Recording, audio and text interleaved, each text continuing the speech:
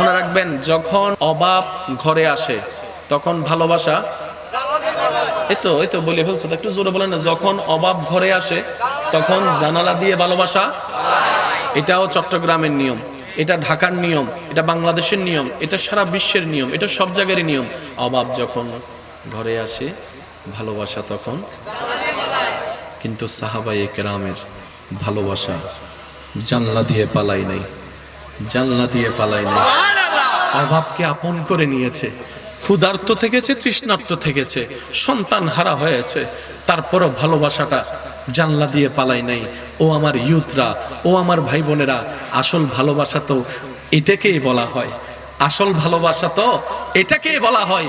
যে ভালোবাসা অভাব দেখলে আপনার হাত ছেড়ে দেবে, এটা তো ভালোবাসা না, এটাকে তো স্বার্থপরতা বলে। ভালোবাসা যদি পেতে চান, বান্দা হিসেবে আল্লাহর প্রেম সাগরে ডুব দেন, উম্মত হিসেবে নবীর প্রেম সাগরে ডুব দেন। বলেন সুবহান। এটা ভালোবাসা। এবার বলেন, দুনিয়াতে ভালোবাসা আছে না নাই? মারা যাওয়ার সাথে সাথে স্ত্রীর হাত ছেড়ে দেবে কে? আমি বলবো না, আপনারা জোরে বলেন। স্ত্রীর হাত ছেড়ে দিবে কে? ভাইয়ের সঙ্গ ছেড়ে দিবে ভাই, ভাইয়ের সঙ্গ ছেড়ে দিবে, ছাত্রের সঙ্গ ছেড়ে দিবে শিক্ষক। সবাই ওনাকে মিলে কবরে রেখে আসবে। সবাই হাত ছেড়ে দিয়েছে, বুঝবেন, সবাই হাত ছেড়ে দিয়েছে, কবরে রেখে দিচ্ছে, কবরে রেখে দিচ্ছে, কবরে রেখে দিচ্ছে। আল্লাহর রহমত আর নবী।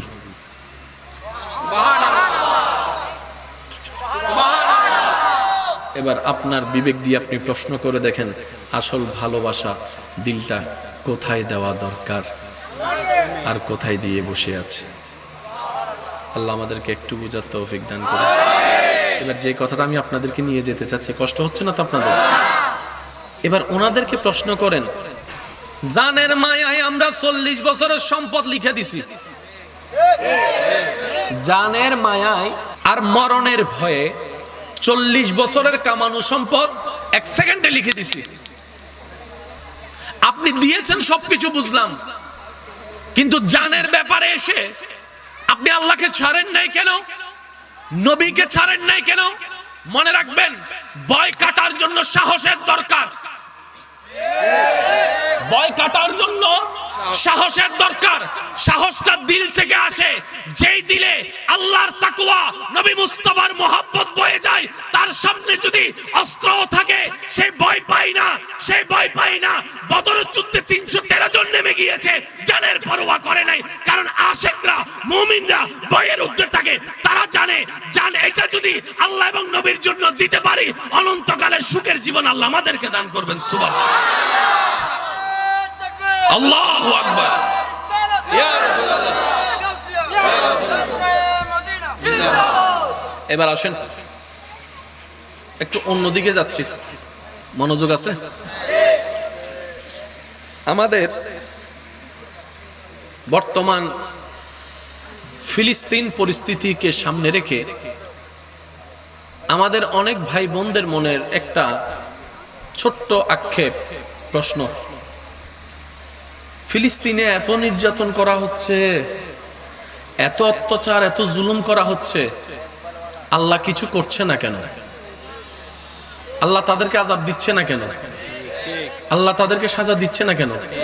আল্লাহ চাইলেই তো পারে, ইন্নাল্লাহা আলা কুল্লি শাইইন কাদির, চাইলেই তো পারে, যিনি কুন বললেই ফায়াকুন হয়ে যায়, উনি চাইলে তো সেকেন্ডের ভিতরে সবকিছু ধ্বংস করে দিতে পারে। তিনি চাইলে তো জালিমদেরকে একদম শেষ করে দিতে পারে। তিনি তো চাইলেই হয়। চাচ্ছেন না কেন? আমরা এত কান্না করছি, আমরা এত দোয়া করছি, আমরা এইভাবে আকুতি করছি আল্লাহর কাছে, আল্লাহ আমাদের দোয়া শুনছেন না কেন? আমি শ্রদ্ধার সাথে আমার ভাই বোনদের উদ্দেশ্যে একটা কথা বলবো। আমরা যা বলি, যা ভাবি, সেটা আমাদের জ্ঞান। আল্লাহর ওয়াস্তে কথাটাকে কি অন্যদিকে নিবেন না, অন্যদিকে নিবেন না, পুরা কথাটাকে শুনেন। আমরা যা ভাবি, যা দেখি, সেটা আমাদের জ্ঞান, আর আমাদের জ্ঞান হচ্ছে লিমিটেড। আমরা কালকের দিন দেখি না, আর আল্লাহ তাআলা সবকিছু জানেন, সবকিছু দেখেন, সবকিছু বুঝেন পরিপূর্ণভাবে। সুবহান। যেহেতু আল্লাহ তাআলা, আমাদের মনে হচ্ছে আল্লাহ চুপ করে আছেন, এটা আমাদের জ্ঞান। আল্লাহ চাইলেই করতে পারেন, আমাদের কথা হচ্ছে করছেন না কেন?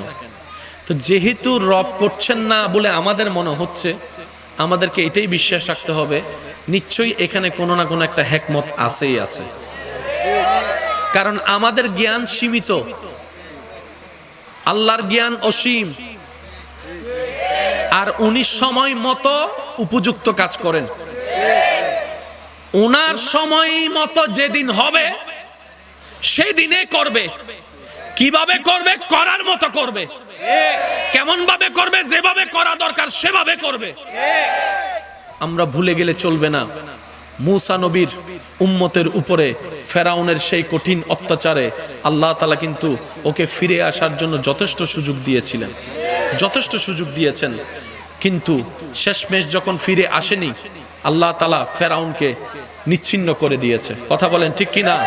এই পৃথিবীর ইতিহাসে যত অত্যাচারী ছিল আল্লাহ তাআলার মতো করে সবাইকে সুযোগ দিয়েছেন ফিরে আসার জন্য। কিন্তু আবার এটাও সত্য যে অত্যাচারীর অত্যাচারকে আল্লাহ তাআলা বেশি দিন টিকতে দেয় নাই, যখনই ধরেছেন শেষ করে দিয়েছেন। তা আমি এই কথাটা বলার একটাই কারণ, আমরা যেন এই কথার চিন্তায় পড়ে, শয়তান তো সবসময় আমাদের পিছনে লেগে থাকে ঈমান চুরি করার জন্য, ঠিক না? হয়তো মনের মধ্যে একটা চিন্তা আসতে পারে কি আল্লাহ থাকলে তো এগুলো করতো, আল্লাহ থাকলে তো বিচার করতো, আল্লাহ থাকলে তো সাজা দিত। আমি শুধু এতটুকু বলবো, আল্লাহর কুদরত বুঝার মতো ন্যূনতম জ্ঞান আমাদের কারণে। তিনি আসমানকে সৃষ্টি করেছেন খুঁটি ছাড়া। সুবহানাল্লাহ হয় না? আরে জোরে। যিনি জমিনকে ভাসিয়ে রেখেছেন পানির উপরে, উনি ভালো করে জানেন কখন কি করা কিভাবে দরকার। তবে এতটুকু মনে রাখবেন, অত্যাচারীদেরকে কোনো ছাড় দেওয়া হয় নাই অতীতে, ভবিষ্যতেও কখনো হবে। আপনারাই তো বলেন আল্লাহ ছাড় দেন, কিন্তু আল্লাহ ছেড়ে দেন না। সুবহানাল্লাহ। কিন্তু আমার মন বলে, প্রাণ বলে, প্রত্যেকটা ঈমানদার সুযোগ পেলেই ফিলিস্তিনে যাওয়ার যদি একটু সুযোগ থাকতো, যুবক ভাইয়ের আওয়াজ দিয়ে বলেন ঠিক কিনা? একবার যদি যাওয়ার সুযোগ থাকতো, আমার ঈমান বলে, আমার মন বলে, বাংলার একটা ঈমানি যুবক ঘরে বসে থাকতো না, ঘরে বসে থাকতো না, সবকিছু উৎসর্গ করে ফিলিস্তিনিদের পাশে দাঁড়িয়ে যেত। কথা বলেন ঠিক কিনা? আল্লাহ আমাদের সবার ঈমানকে হেফাজত করুক। আর একটু জোরে বলেন আল্লাহ তাআলা আমি অদমকে যতটুকু সময় বলার তৌফিক দান করবেন, এই সময়টুকু সবাই মনের কান দিয়ে শোনার চেষ্টা করবেন ইনশাআল্লাহ। আর আমাকে একটু আওয়াজ দিয়ে সহযোগিতা করতে হবে। যারা যারা করতে রাজি আছেন একবার বলেন মারহাবা। আর একটু জোরে বলেন। আসুন আমরা কিছু জিনিস আগে একটু বুঝার চেষ্টা করব ইনশাআল্লাহ। সবাই নিজে বাঁচতে চায়, চাইতেই পারে। সবাই সুখে থাকতে চায়, চাইতেই পারে। সবার তো সে স্বাধীনতা অধিকার, এটা নিয়ে কোনো কথা টানাটানি করার কোনো সুযোগ নাই। তবে আমরা যে ভুলটা করি সেটা হচ্ছে অন্যের মুখ থেকে হাসি ছিনিয়ে নিয়ে নিজে হাসার চেষ্টা করি। আমরা অন্যের সুখের জীবনে কাঁটা হয়ে নিজের জীবনে সুখের বাতি জ্বালানোর চেষ্টা করি, যার ফলে হয় ওকে সুখে থাকতে দিই না, নিজেও সুখে থাকতে পারি না। টোটাল বিষয়টা একটু অবজারভেশন করলে দেখা যায় আমরা নিজেরাই নিজেদের ক্ষতির কারণ, নিজেরাই নিজেদের অশান্তির কারণ, নিজেরাই নিজেদের দুঃখের কারণ। কথা বলেন। এবার বলেন আল্লাহ তাআলা আমাদের জন্য কি সুখ রাখেননি? আমরা পাচ্ছি না কেন? নিশ্চয়ই আমাদের কোনো একটা জায়গায় ভেজাল আছে। একটু সবাই মিলে বললে খুশি হব। আমার ভেজালটা আসলে কাদের ভিতরে? আমারটা আমার ভিতরে, আমারটা আমার ভিতরে, আপনারটা আপনার ভিতরে।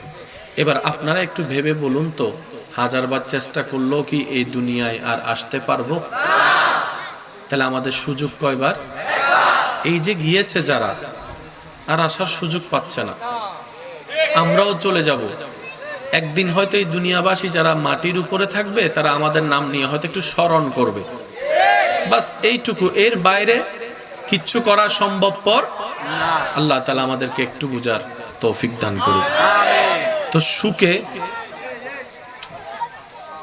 বাবা প্লিজ প্লিজ ভাইয়া একটু দেখেন না, আপনারা একটু দেখলে হবে, আপনারা একটু দেখলে হবে। স্যার সবাই মিলে একটু মন খুলে দরুদ শরীফ পড়েন। আল্লাহুম্মা সাল্লি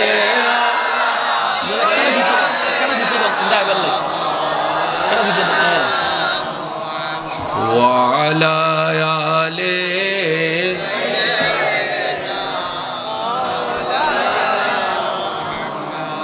নয় নয় ইবে কেন সিডেঙ্গে আওয়াজ हम ভরিব আর কেন জোরে আল্লাহুম্মা সাল্লি আলা সাইয়্যিদিনা মাওলানা ওয়া আলা আলি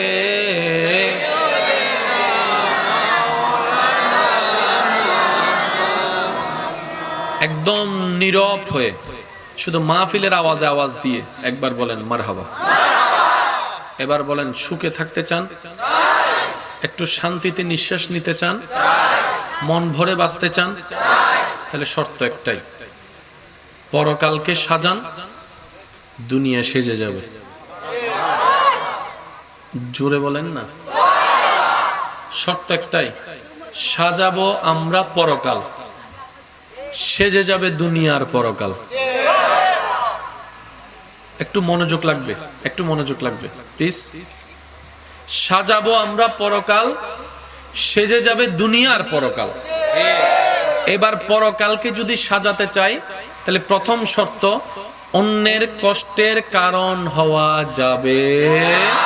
যদি এই শর্ত মেনে নিই তাহলে আর কারো মুখ থেকে হাসি ছিনিয়ে নেওয়ার দুঃসাহস আমরা করতে পারবো না। মনে রাখবেন, যখন অভাব ঘরে আসে তখন ভালোবাসা, এই তো বলে ফেলছো, একটু জোরে বলেন না। যখন অভাব ঘরে আসে তখন জানালা দিয়ে ভালোবাসা।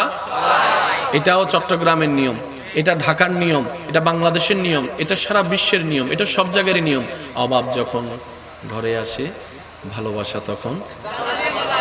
কিন্তু সাহাবায়ে কেরামের ভালোবাসা জানলা দিয়ে পালাই নাই, জানলা দিয়ে পালাই নাই, অভাবকে আপন করে নিয়েছে।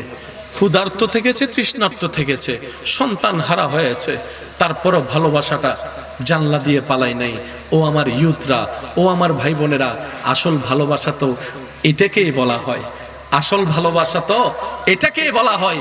যে ভালোবাসা অভাব দেখলে আপনার হাত ছেড়ে দেবে, এটা তো ভালোবাসা না, এটাকে তো স্বার্থপরতা বলে।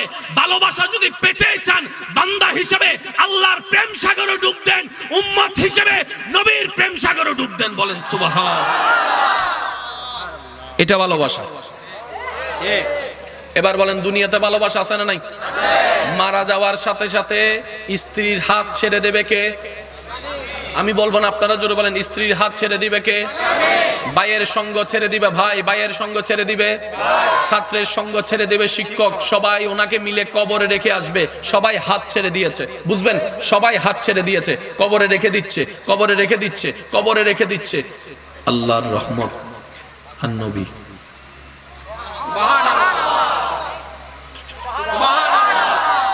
এবার আপনার বিবেক দিয়ে আপনি প্রশ্ন করে দেখেন, আসল ভালোবাসা দিলটা কোথায় দেওয়া দরকার আর কোথায় দিয়ে বসে আছে?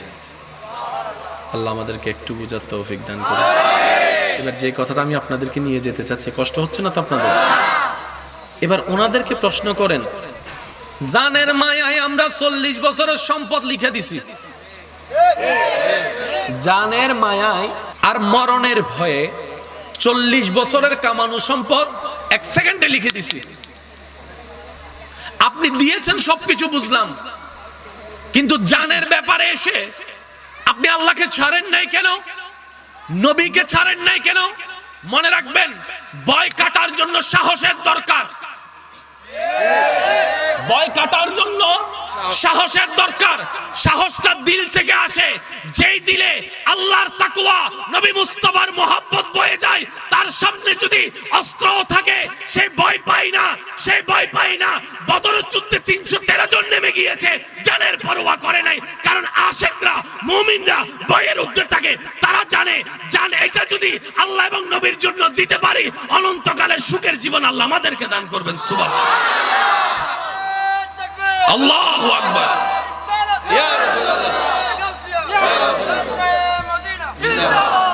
এবার আসেন একটু অন্যদিকে যাচ্ছি, মনোযোগ আছে?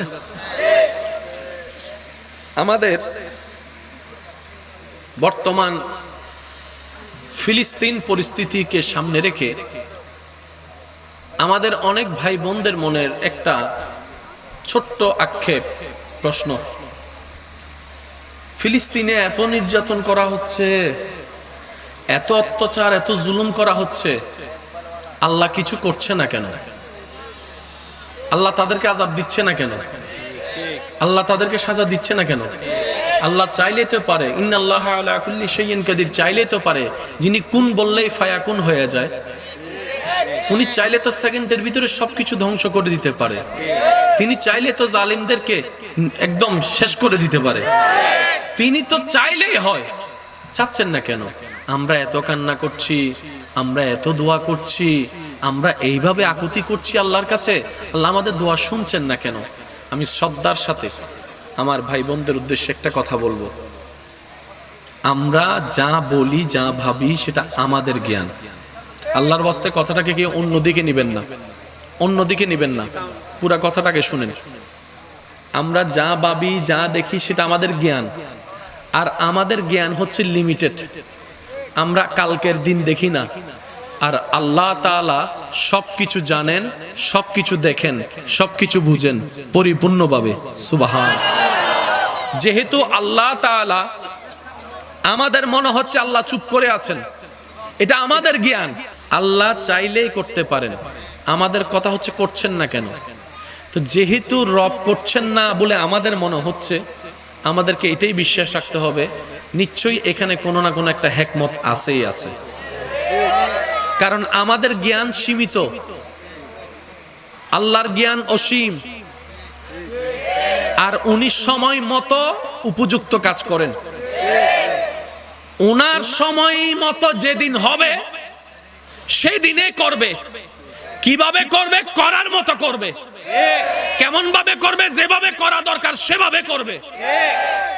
আমরা ভুলে গেলে চলবে না, মূসা নবীর উম্মতের উপরে ফেরাউনের সেই কঠিন অত্যাচারে আল্লাহ তাআলা কিন্তু ওকে ফিরে আসার জন্য যথেষ্ট সুযোগ দিয়েছিলেন, যথেষ্ট সুযোগ দিয়েছেন। কিন্তু শেষমেশ যখন ফিরে আসেনি, আল্লাহ তাআলা ফেরাউনকে নিচ্ছিন্ন করে দিয়েছে। কথা বলেন ঠিক কিনা? এই পৃথিবীর ইতিহাসে যত অত্যাচারী ছিল, আল্লাহ তাআলার মতো করে সবাইকে সুযোগ দিয়েছেন ফিরে আসার জন্য। কিন্তু আবার এটাও সত্য যে অত্যাচারীর অত্যাচারকে আল্লাহ তাআলা বেশি দিন টিকতে দেয় নাই, যখনই ধরেছেন শেষ করে দিয়েছেন। তা আমি এই কথাটা বলার একটাই কারণ, আমরা যেন এই কথার চিন্তায় পড়ে, শয়তান তো সবসময় আমাদের পিছনে লেগে থাকে ঈমান চুরি করার জন্য, ঠিক না? হয়তো মনের মধ্যে একটা চিন্তা আসতে পারে, কি আল্লাহ থাকলে তো এগুলো করতো, আল্লাহ থাকলে তো বিচার করতো, আল্লাহ থাকলে তো সাজা দিত।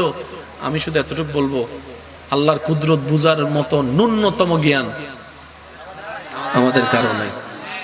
তিনি আসমানকে সৃষ্টি করেছেন খুঁটি ছাড়া। সুবহানাল্লাহ হয় না? আরে জোরে। যিনি জমিনকে ভাসিয়ে রেখেছেন পানির উপরে, উনি ভালো করে জানেন কখন কি করা কিভাবে দরকার। তবে এতটুকু মনে রাখবেন, অত্যাচারীদেরকে কোনো ছাড় দেওয়া হয় নাই অতীতে, ভবিষ্যতেও কখনো হবে। আপনারাই তো বলেন আল্লাহ ছাড় দেন, কিন্তু আল্লাহ ছেড়ে দেন না। সুবহানাল্লাহ। কিন্তু আমার মন বলে, প্রাণ বলে, প্রত্যেকটা ঈমানদার সুযোগ পেলেই ফিলিস্তিনে যাওয়ার যদি একটু সুযোগ থাকতো। যুবক ভাইয়ের আওয়াজ দিয়ে বলেন ঠিক কিনা? একবার যদি যাওয়ার সুযোগ থাকতো, আমার ঈমান বলে, আমার মন বলে, বাংলার একটা ঈমানি যুবক ঘরে বসে থাকতো না, ঘরে বসে থাকতো না। সব কিছু উৎসর্গ করে ফিলিস্তিনিদের পাশে দাঁড়িয়ে যেত। কথা বলেন ঠিক কিনা? আল্লাহ আমাদের সবারই ঈমানকে হেফাজত করুক। আর একটু জোরে বলেন আল্লাহ তাআলা আমি অদমকে যতটুকু সময় বলার তৌফিক দান করবেন, এই সময়টুকু সবাই মনের কান দিয়ে শোনার চেষ্টা করবেন ইনশাআল্লাহ। আর আমাকে একটু আওয়াজ দিয়ে সহযোগিতা করতে হবে। যারা যারা করতে রাজি আছেন একবার বলেন মারহাবা। আর একটু জোরে বলেন। আসুন আমরা কিছু জিনিস আগে একটু বুঝার চেষ্টা করব ইনশাআল্লাহ। সবাই নিজে বাঁচতে চায়, চাইতেই পারে। সবাই সুখে থাকতে চায়, চাইতেই পারে। সবার তো সে স্বাধীনতা অধিকার আছে, এটা নিয়ে কোনো কথা টানাটানি করার কোনো সুযোগ নাই। তবে আমরা যে ভুলটা করি সেটা হচ্ছে অন্যের মুখ থেকে হাসি ছিনিয়ে নিয়ে নিজে হাসার চেষ্টা করি। আমরা অন্যের সুখের জীবনে কাঁটা হয়ে নিজের জীবনে সুখের বাতি জ্বালানোর চেষ্টা করি, যার ফলে হয় ওকেও সুখে থাকতে দিই না, নিজেও সুখে থাকতে পারি না। টোটাল বিষয়টা একটু অবজারভেশন করলে দেখা যায় আমরা নিজেরাই নিজেদের ক্ষতির কারণ, নিজেরাই নিজেদের অশান্তির কারণ, নিজেরাই নিজেদের দুঃখের কারণ। কথা বলেন। এবার বলেন আল্লাহ তাআলা আমাদের জন্য কি সুখ রাখেননি? আমরা পাচ্ছি না কেন? নিশ্চয়ই আমাদের কোন একটা জায়গায় ভেজাল আছে। একটু সবাই মিলে বললে খুশি হব। আমার ভেজালটা আসলে কাদের ভিতরে? আমারটা আমার ভিতরে, আমারটা আমার ভিতরে, আপনারটা আপনার ভিতরে। এবার আপনারা একটু ভেবে বলুন তো, হাজারবার চেষ্টা করলেও কি এই দুনিয়ায় আর আসতে পারবো? তাহলে আমাদের সুযোগ কয়বার? এই যে গিয়েছে যারা, আর আসার সুযোগ পাচ্ছে না। আমরাও চলে যাব একদিন। হয়তো এই দুনিয়াবাসী যারা মাটির উপরে থাকবে তারা আমাদের নাম নিয়ে হয়তো একটু স্মরণ করবে, বাস এইটুকু। এর বাইরে কিচ্ছু করা সম্ভবপর না। আল্লাহ তাআলা আমাদেরকে একটু বুঝার তৌফিক দান করুন। তো সুখে বাবা প্লিজ প্লিজ ভাইয়া একটু দেখেন না, আপনারা একটু দেখলে হবে, আপনারা একটু দেখলে হবে। স্যার সবাই মিলে একটু মন খুলে দরুদ শরীফ পড়েন। আল্লাহুম্মা সাল্লি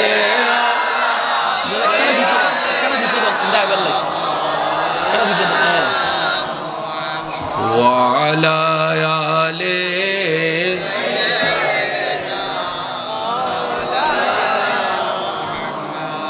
নয় নয় ইবে কেন সিডেঙ্গে আওয়াজ অম ভরিব আর কেন জোরে আল্লাহুম্মা সাল্লি আলা সাইয়্যিদিনা মাওলানা ওয়া আলা আলি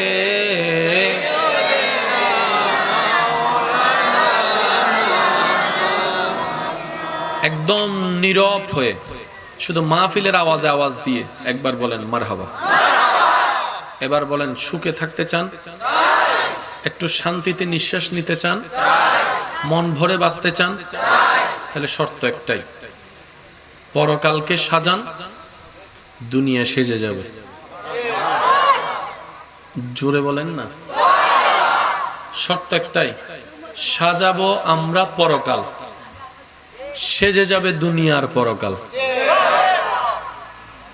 একটু মনোযোগ লাগবে, একটু মনোযোগ লাগবে প্লিজ। সাজাবো আমরা পরকাল, সেজে যাবে দুনিয়ার পরকাল। এবার পরকালকে যদি সাজাতে চাই তাহলে প্রথম শর্ত, অন্যের কষ্টের কারণ হওয়া যাবে। যদি এই শর্ত মেনে নিই তাহলে আর কারো মুখ থেকে হাসি ছিনিয়ে নেওয়ার দুঃসাহস আমরা করতে পারবো না।